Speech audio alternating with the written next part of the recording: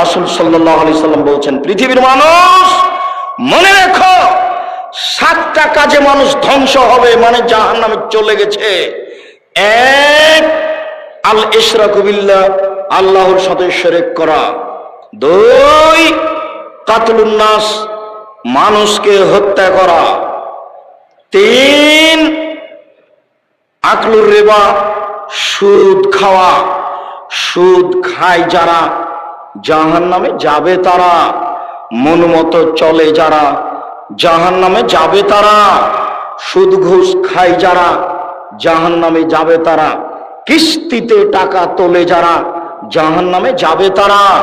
মন মতো চলে যারা জাহান্নামে যাবে তারা। আমি আব্দুর রাজ্জাক বিন ইউসুফ আপনার বাড়ির মানুষ, আপনাকে আমি ভিক্ষে করে খেতে বলিনি, তবে ভিক্ষে করে খাওয়া জায়েজ। আপনাকে আমি বলেছি চকলেট বিক্রি করে খান, কলা বিক্রি করে খান, সুদের উপরে টাকা নিয়েন না। এরকম ইন্স্যুরেন্সে চাকরি করিয়েন না। এদেশের মাটিতে এমন কোন এনজিও নাই যেখানে চাকরি জায়েজ, সব সুদের সাথে জড়িত। এদেশের মাটিতে এমন কোন ব্যাংকিং ব্যবস্থা নেই যেটা সুদ মুক্ত, সেখানে যেখানে চাকরি জায়েজ। ব্যাংকে টাকা রাখা আর স্বেচ্ছায় চাকরি করা দুটো এক নয়। কথার 19-20 হওয়া খুব কঠিন আছে।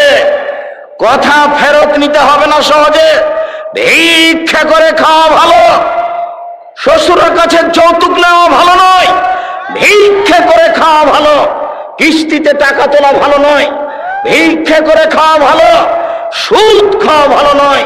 সুদ চিরদিনের জন্য জঘন্য, নিকৃষ্ট, নেক্কারজনক কাজ, যার ফলাফল জাহান্নাম।